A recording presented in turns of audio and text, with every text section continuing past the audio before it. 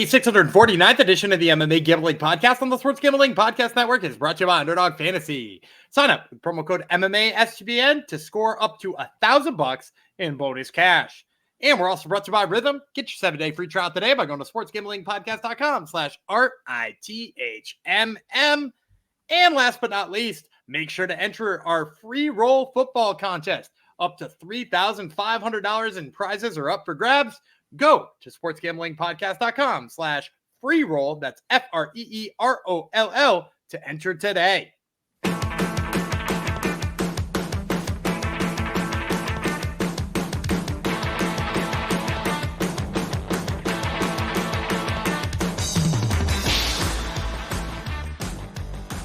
Heidi Ho DeGenerinos, welcome to episode 649, which is the name of one of the big lotteries up here. So it's going to be a lucky episode. Episode 649 of the MMA Gambling Podcast. Dedicate this one to, speaking of up here, Canadian Shannon Clark, who last week on the Contender Series taught us bad strategy is to continuously walk into punches because eventually you're going to get knocked out, no matter how tough you are. So this goes up to Shannon Clark. We still love her regardless. Thanks for coming to the show.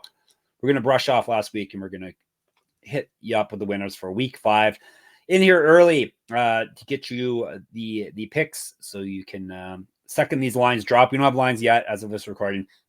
Second they drop, you know what side to go in on. So week 5, we're halfway. That makes us halfway through the Contender Series. Gumby was on a hot streak until we had a speed bump last week. I'm sure this week he's back to the 4-1 range, which is where he always is.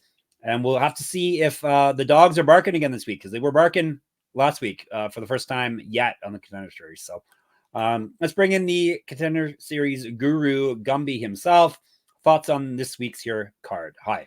I like the potential on this week's card. There's a fighter or two I had not heard of going into it, which is a kind of a rarity for me. You know, I'm used to seeing people I've heard of before, and you know, I didn't hear of one of these guys and wound up being wildly impressed.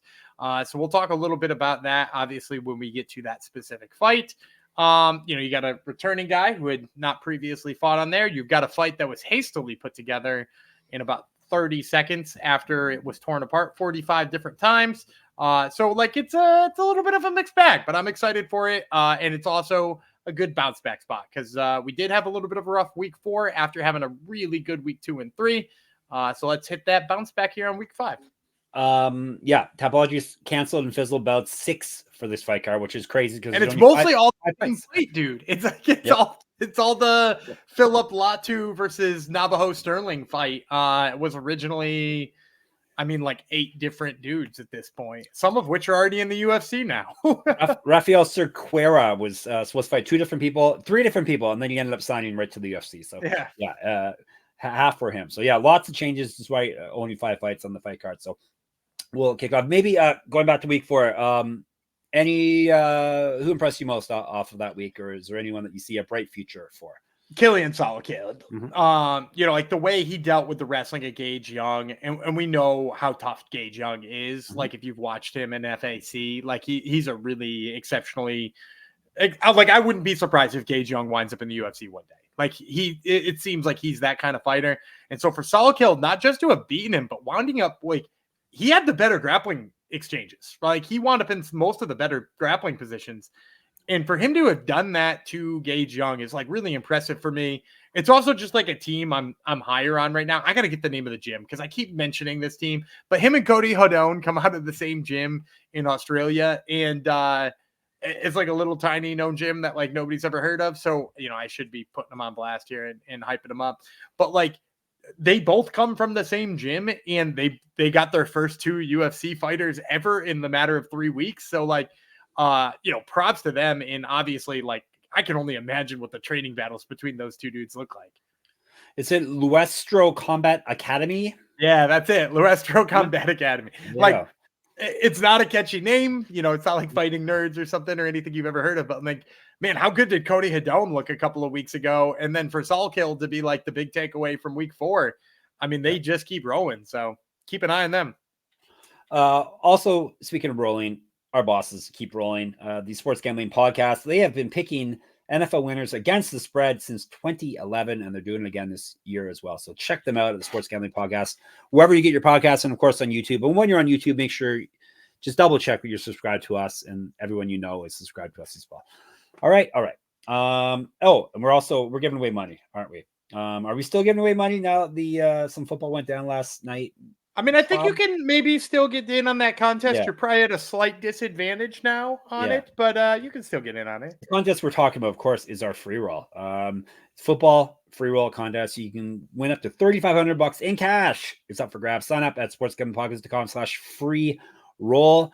That's sportsgamblingpodcast.com/free roll. And now back to your Contender Series picks. So of course it's going down on Tuesday. It will be September the 10th in Las Vegas, Nevada, in the UFC Apex. 5 fights starting at 8 p.m. Eastern time, and we're kicking things off with a women's flyweight bout. Corinne Laframboise from Quebecois. She's a Canadian, and she's been on Gumby's podcast a couple times. Versus Nicolle Caliari from Brazil, 3 5-minute rounds at flyweight. Tell you about, as I said, no odds, so we'll just power through here. Caliari, 7-2, 5 knockouts, 2 submissions, finished everyone. Been submitted once herself. She owes us rounds. She won 3 straight and 6 of 7. Has not lost since October 2019. Used to fight down at strawweight, 7 years younger than Laframboise. Laframboise, who is now a mother. She found out she was going to be a mother doing the physicals, medical checks for her first attempt at getting on the Contender Series. She's 8-4. 2 knockouts, 4 submissions, knocked out twice, submitted once. She owes us rounds as well. She won 3 straight and 5 of 6. All the past 3 wins have come via finish.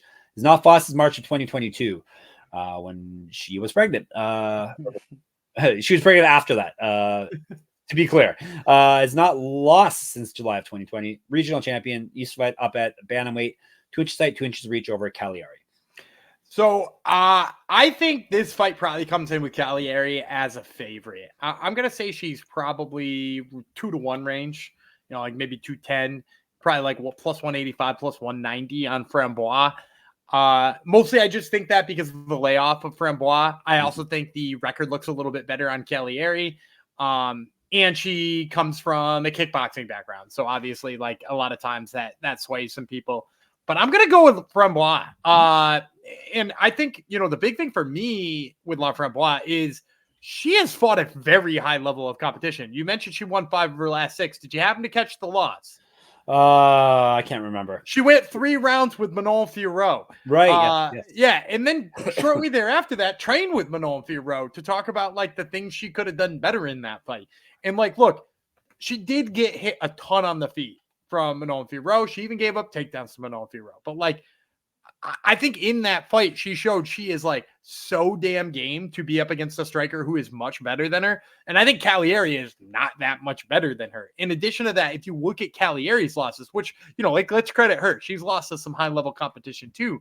But a lot of those high level losses were by being badly out grappled. Like if you want to look back, she fought Sayuri Kondo. Do you remember Sayuri Kondo from being in the UFC? So Sayuri Kondo, kind of a kickboxer with a little bit of catch wrestling background in there, if I'm not mistaken. And like Sayuri Kondo, within the first couple of seconds of the fight, shoots a takedown, winds up on top. And like for me, and granted that one was a little while ago, for me, that's a problem for Caliari here because Laframboise, very good in the clinch. Whether you're like spinning the position on her up against the cage or not, she's got trip takedowns that she can get you in. I also do think her striking is probably a little bit better than people give it credit for. She's got a really nice 1-2. And, to my point about having the takedowns, like her number 1 training partner is an Olympic grappler.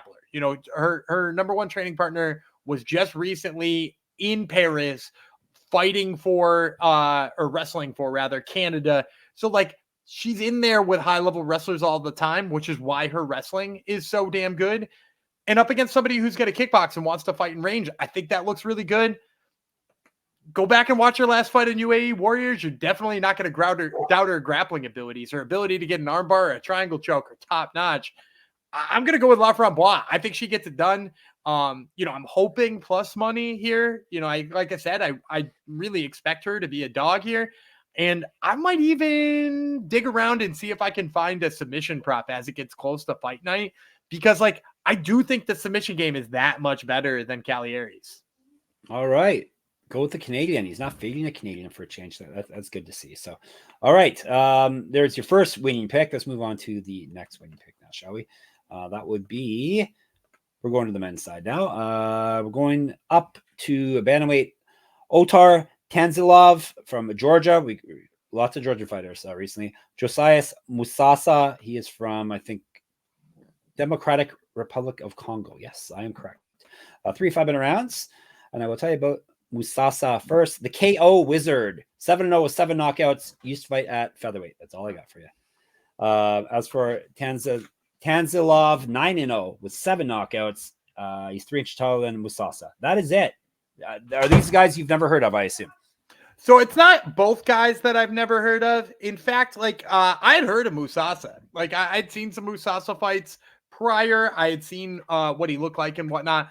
But Tanzilov is a guy I'd never heard of, which is weird because I love Georgian MMA. You know me. I'm like a big Georgian MMA guy. You know him. And so for me to not know Otar Tanzilov, like I was like, oh, man, I got to get in and see what this is. And in his fights, this is a dude who's been fighting on like the Russian regional circuit for a while, up against like killer wrestlers.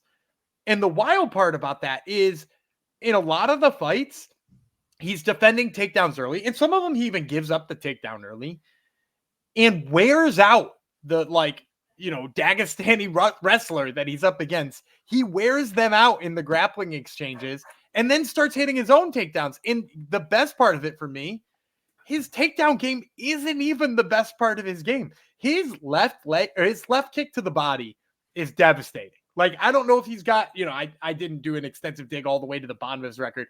I don't know if he's got any liver kick knockouts, but it would not shock me if he had a slew of liver kick knockouts. And in this fight, Josias Musasa is a guy who, I mean, he's called the KO Wizard, but it's mostly just because it should be the KO Berserker.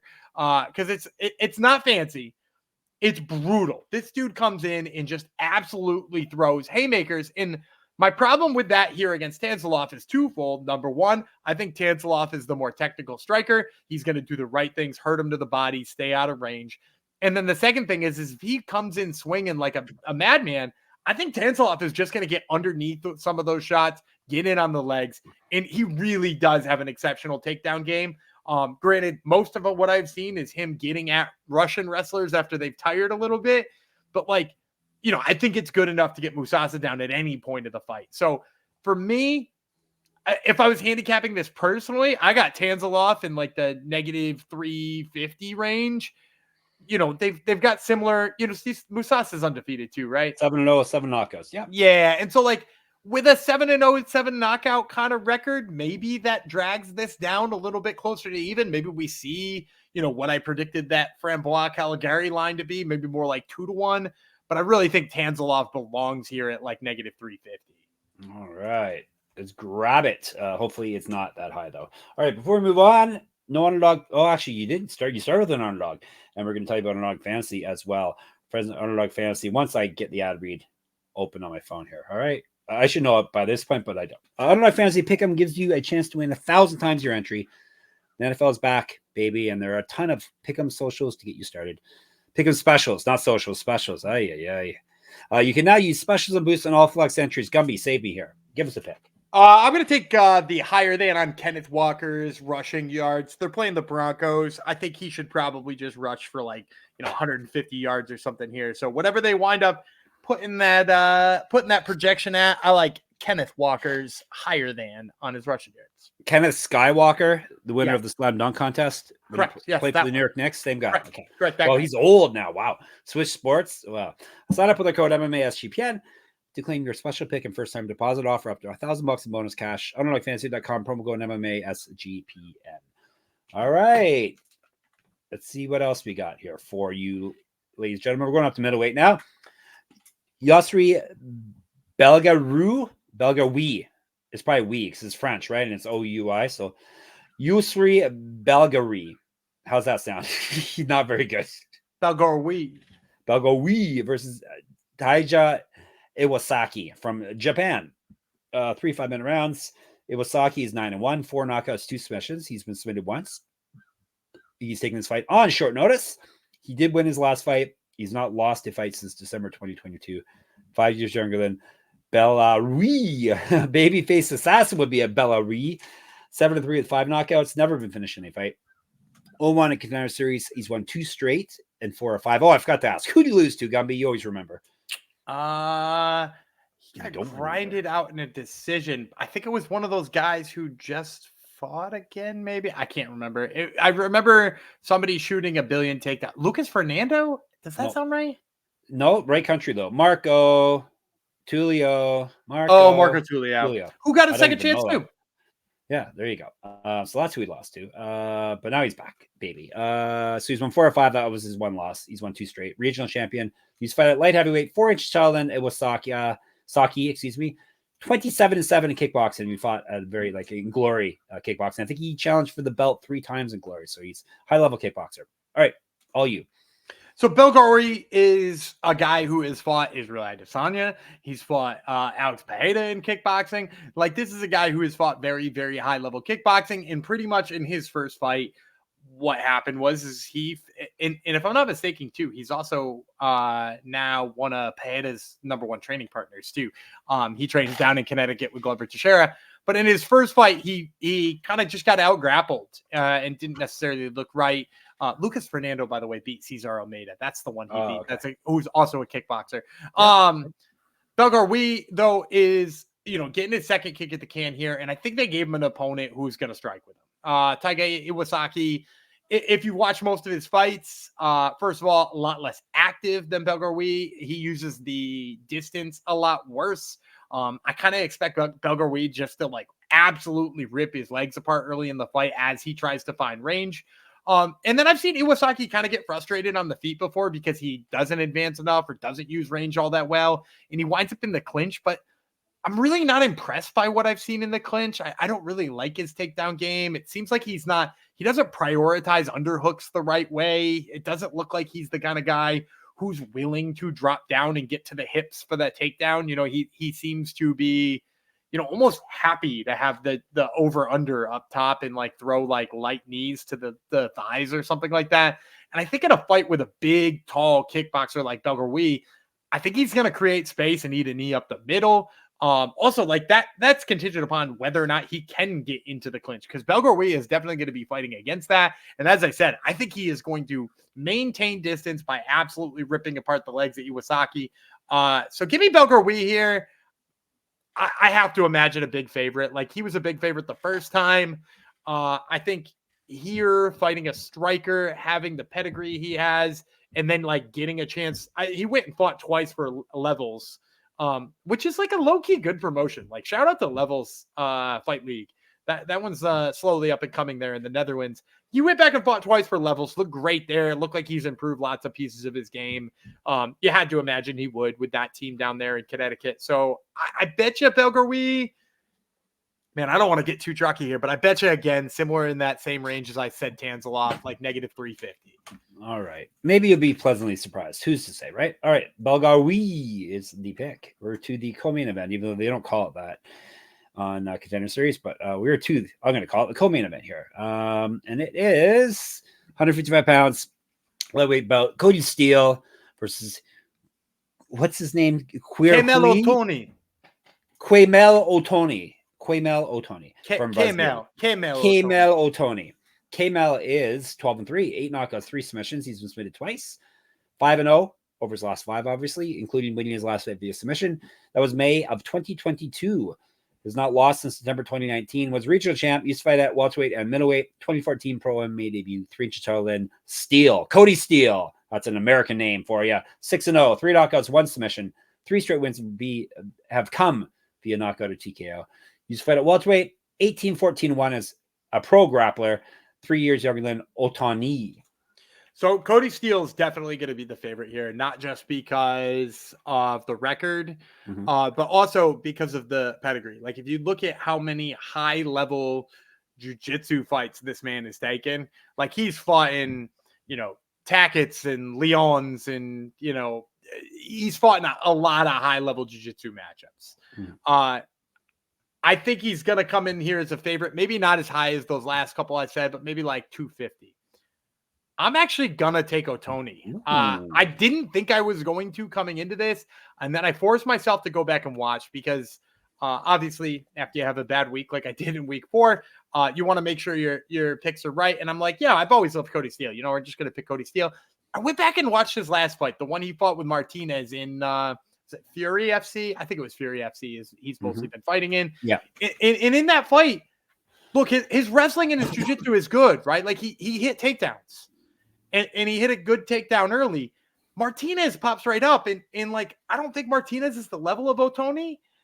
And not only does he pop right up, but like he turns and tags him a couple of times. Like he gets off the cage, he throws some punches, and he tags Steele. And if you've watched Ottoni fight, first of all, Ottoni has the resume builder of being one of 2 people to defeat Alex Pereira alongside of Israel Adesanya in an MMA fight. He's the one who like sort of gave Pereira his prospect loss. So first of all, high level competition. Second of all, he throws. It's a weird style. It's a low hand style. It's like wide and throws hooks. He seems fearless when he's doing it, but I think that's actually kind of trouble for Cody Steele. Like he's gonna keep him on the back foot because he's so wild, and that makes his wrestling harder. The other thing is Ottoni's got good jiu-jitsu. So like I could see him getting back up much the same way as Martinez did. If he rinse and repeats that enough, I think he could beat Cody Steele in this kind of fight. He just has to make sure that those moments he's on the ground are not prolonged. He pops back up in those situations, and he lets those hands go. He has to be really confident in those hands. But I'm expecting him to be close to a 2-1 underdog. All right. That would be good, wouldn't it? All right. Before we get to the main event, we got to tell you about, we don't have to, I want to tell you, I've been honored. I'll be honored to tell you about Rhythm. Just spit it out, Jeff. Have you ever wanted to create your own sports betting model for football? Do you even know what a sports betting model is? Of course you do. You're all smart degenerates. SGPN's proud partner Rhythm is the #1 AI-powered sports betting platform that helps provide bettors of all levels the ability to build custom predictive betting models in seconds and get predictions for betting on money lines, spreads, totals, and props. Build your own model, copy one of the top performing models from the leaderboard, or press build a model for me. And Rhythm gives you predictions for every game and player prop, and also has a myriad of stats, research, and trend analysis to give you even more betting insights. The Rhythm college football team had everyone on Colorado versus North Dakota State when they played, I think week 1, we'll say. Week 0.5, it was under 59.5, and it hit, and everyone was happy. Claim your 7-day free trial today by going to sportsgamblingpodcast.com/rhythm. That's sportsgamblingpodcast.com/RITHMM. And I'm here to remind you that Game Time is now an authorized ticket marketplace of Major League Baseball, which makes getting tickets even faster and easier. Prices on the Game Time app actually go down the closer it gets to the first pitch. With killer last-minute deals, all-in prices, views from your seat, and the lowest price guarantee, Game Time takes guesswork out of buying MLB tickets. But not just MLB. As I always remind you, they got UFC, they got MMA, they've got concerts, they've got sports, they got everything on there. So check it out. You can even wait till last minute. That's when you can save up to 60% on last minute tickets. Flash deals, zone deals. Check it all out on the app. Take the guesswork out of buying tickets with Game Time. Download the Game Time app, create an account, and use our code SGPN for $20 off your first purchase. Terms apply. Again, create an account and redeem the code SGPN for $20 off. Download the Game Time app today. Last minute tickets, lowest price guaranteed. And we're to our main event of the evening. Light heavyweights. Navajo Stirling from, he's another Australian, isn't he? So many Australians. Versus Phillip Latu from United States of America. Latu is the doctor. 6-1 with 6 knockouts. He's been submitted once. He definitely owes his rounds. That's the epitome of it. He's won 4 straight, all via knockout or TKO. Used to fight up at heavyweight, 2-1 in pro kickboxing, and a champion there, 0-1 in pro boxing. Sterling is 4-0 with 3 knockouts. We're going to call his nickname Short Notice. He's taking this fight on short notice. He's won 3 straight via knockout or TKO. He's got multiple regional championships on his mantle. Correct. Get the shirt. sportsgamblingpodcast.com/store. Get sticky. Used to fight at heavyweight as well. 1-0 in Muay Thai and a champion there. 0-1 in pro kickboxing. 6 years younger than Latu. 1 inch of height, 4 inches of reach. So I think this one is going to be probably the closest line fight of the night. There's things working in both their favors. Latu kind of took this on short notice. Sterling took this on incredibly short notice. When you add in that Sterling is 4-0 in his career, which is kind of a light record. You know, Latu's not got tons more experience, but quite a bit more experience. I think Latu might come in or that might sway in Latu's favor a little bit. But then you add the city kickboxing of it all. Yeah. I'm just going to say it. Yeah, I'm just going to say pick him on this one. I think it should be a closely lined fight. But with that said, I'm going to take Navajo Stirling. If you watch his fights, I think he's way more technical than Phillip Latu. I think in terms of the way he throws his strikes, the way he sets his strikes up, his footwork, all of that, a lot more technical and a lot more dynamic. Because Latu is a little bit more of a plotter. Defensively, he kind of just loves that shoulder roll that like some boxers do, and doesn't really get out of range. And doesn't really, get off balance, but at the same time, like, isn't in a great position to counter as a result. And that's like the one thing I think could really cost Navajo Stirling if he went in there against like UFC light heavyweights, is that like, if you watch his fight with Stu Dari, who was, it was like his second or third fight in his pro career, you could see he like swings and misses a lot, and it's a big overextension. And like, Dury is just like, he was like a 9-0 journeyman or 9-8 journeyman or something like that. And he like couldn't really take advantage of it and wound up getting picked apart anyway. And like Latu too, with his like shoulder roll and the way he moves, I don't think he's like poised to take advantage of those like kind of vulnerable moments for Navajo Stirling. Obviously he's got knockout power, but with like Stirling being just like a little bit more technical and being the footwork guy and being the person who's, I think, kind of going to establish the range. I think he should win this fight. So I'm going to go with Navajo Stirling here. It's a weird fight though. And it's, I mean, again, this is the one that was hastily thrown together. It'll be really interesting to see what the odds come out, because the other move on this one might just be to just take the under, look for like an under 2.5 or an under 1.5, because these are two guys who, you got a kickboxer in there with a kickboxer, and, Latu's got 6 KOs and 6 wins. So you might find the best value that way. Pretty much guaranteed contract goes to the winner of this. I guess that was the case last week as well. But, I don't know. At 4-0 and only 26 years that's old, true. Like, Dana loves doing that. I've heard him say to, you're only 4-0. You took this on short notice. We'd like you to go get a couple wins. See you in a year, kid. Especially if he doesn't go out there and knock him out. Yeah. Yep, very true. All right, let's recap, and then we'll get out of your orifices for a day, and then we'll be back in it again on Sunday. He's got Stirling. He has got Ottoni. Is that what you ended up picking? Yes, and you're hoping to get him a double our money. Fantastic. He has got Belgaroui, and he's got Laframboise. He's got Tanzilov. I almost forgot Tanzilov. Right? That's right. Fantastic. All right. Get all that. Do as you will. The bounce back week, this one's going to be called. You can check us out in the Discord, sportsgamblingpodcast.com/Discord. Please make sure you subscribe to our YouTube, and you can check us out there. It would be Sports Gambling Podcast. Not Sports Gambling Podcast. Yes, you should follow them. We are the MMA Gambling Podcast. What else can you do? YouTube. We are YouTube. I told you. Yeah. I gotta stop this podcast, Gumby. Twitter. SGPN MMA is what we are on Twitter. Gumby is Gumby Vreeland. I'm Jeff Fox, writer there, and on Instagram. I got a Substack. I've got a pick'em for tomorrow's UFC on there. You can enter for free with a free subscription. That's moneymma.substack.com. And they got lots of betting related stats and stuff like that for you too. So check that out. Definitely check out Gumby's Top Turtle MMA podcast. This week he has Isaac Dalgarian, who's fighting tomorrow, and he has someone who already won, Mr. Saul Kidd, who we just talked about off the top of here. So it's still a good interview, even though his fight is over, especially now that he's won. So check out Top Turtle MMA and check us out at sportsgamblingpodcast.com, sportsgamblingpodcast.com/store to get gear, sportsgamblingpodcast.com/Patreon to get extra content. We'll see you on Sunday. It'll be the KO Wizard, Jeff Fox, the Babyface Assassin, Gumby Vreeland. Adios, amigos.